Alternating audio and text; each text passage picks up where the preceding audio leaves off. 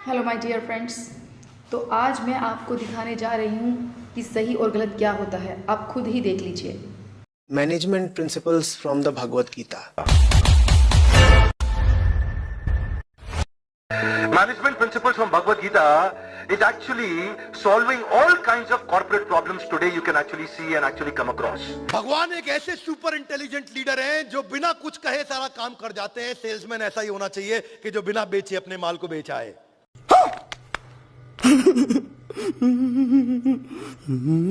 Management principles from the Bhagavad Gita. जहां कहीं इस तरह की कोई चीज होते देखना, समझ लेना कि कोई बिल्कुल पिशाच है जिसने देववाणी को भी बाजार की खातिर बेच दिया।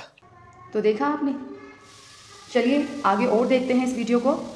मैं ये नैरेटिव सेट कर दूंगा अगले कुछ दिनों के अंदर कि क्यों भगवत गीता को पढ़ना जरूरी है। मेरी इच्छा है, हमारी सरकार से अनुरोध है, प्रार्थना है। इतनी अच्छी ऑर्गेनाइजेशन है, उनका वाई जब क्लियर हो जाएगा, ये क्यों कर रहे हैं, वो व्हाट और हाउ, यानी कि क्या करना है और कैसे करना है, वो डिफाइन करना मुश्किल नहीं है। हम बड़े चतुर लोग होते हैं अपनी नजर में। हम कहते हैं हम गीता को भी अपने उद्देश्य के लिए प्रयुक्त कर लेंगे। क्या किया साहब, हमने तो गीता का भी उपयोग कर लिया। किस लिए?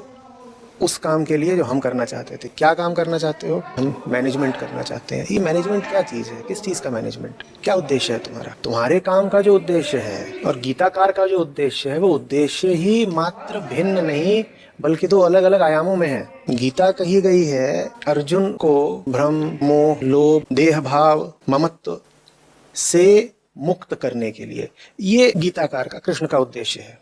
और जो लोग मैनेजमेंट में लगे हुए हैं उनका क्या उद्देश्य है? कृष्ण की गीता का दुरुपयोग किया जा रहा है एक ऐसी कंपनी में जो चाह रही है कि किसी तरीके से अपना माल ज्यादा से ज्यादा ग्राहकों को बेच सके। बिल्कुल सही बात है। गोल नहीं बदलना, आपको स्ट्रैटेजी बदलनी है। क्या बोला तूने? स्ट्रैटेजी बदलनी है। पर समस्या क्या है? धार्मिक चश्मे को उतारने का मेरा मुद्दा है। इस देश का धार्मिक चश्मा उतार करके व्यवहारिक चश्मा उसको पहनाऊंगा मैं, कि भगवत गीता को लेकर के हम इस पूरे देश के अंदर एक नया अमली जामा क्रिएट करने जा रहे हैं। मैं एक नया नैरेटिव सेट करने जा रहा हूं पूरे देश के अंदर। व्यवहारिक रूप से देखें तो मैनेजमेंट और मुनाफा एक दूसरे के पर्याय हैं। अर्जुन को कृष्ण गीता इसलिए पढ़ा रहे थे ताकि अर्जुन की जेब गर्म हो जाए।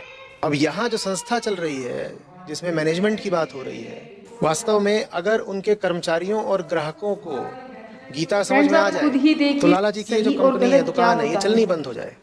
हाथ आगे लाइए, give your hands out, come on. शीत, उष्ण, सुख, दुख, आगाम आएगा, अपाइनो चला जाएगा, आगाम। वो संस्था गीता का समुचित सदुपयोग कर कैसे लेगी? तो निश्चित रूप से वहां गीता जाएगी तो उसमें से कुछ दो चार शब्द उठाए जाएंगे, कुछ इधर उधर की बातें ले ली जाएंगी, श्लोकों का अर्थ का अनर्थ किया जाएगा, झूठे संदर्भ खड़े करके या तो कर्मचारियों को या ग्राहकों को कुछ घुट्टी पिलाई जाएगी।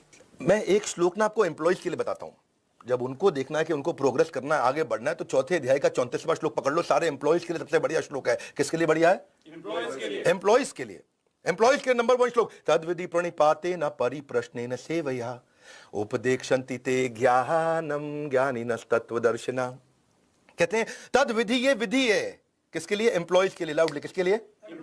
एम्प्लॉइज के लिए विधि है ये कि प्रणिपाते ना, पहले अपने लीडर को सरेंडर करो, परिप्रश्नेन, अब उनसे प्रश्न करो, सेवया, उनकी इंस्ट्रक्शंस को फॉलो करो। 3 स्टेप है, प्रणिपात, परिप्रश्नेन, सेवया। बंद करो हाथ जोड़ के मैं मोदी साहब से गुजारिश करता हूं। तो गीता से उद्धृत किया कुछ, दूसरी बात संस्कृत में किया, और तीसरी बात संस्कृत हमें आती नहीं। अभी और भी आगे देखिएगा, दूध का दूध और पानी का पानी हो जाएगा फ्रेंड्स। 3 स्टेप है, प्रणिपात, परिप्रश्नेन, सेवया। ये तीनों चीजें मिलकर के बिल्कुल हमसे कह देती हैं जी ये बहस आप जीत गए, तर्क आप जीत गए। ये जितनी मूर्खतापूर्ण बात है, इसी तरीके से वो उद्योगपति है जो गीता का इस्तेमाल कर रहा है अपना मुनाफा बढ़ाने के लिए। इसी तरीके से वो लेखक है जो गीता पर किताबें लिख रहा है, how to use Gita to improve organizational productivity. सही बात है। ये क्या पागलपन है?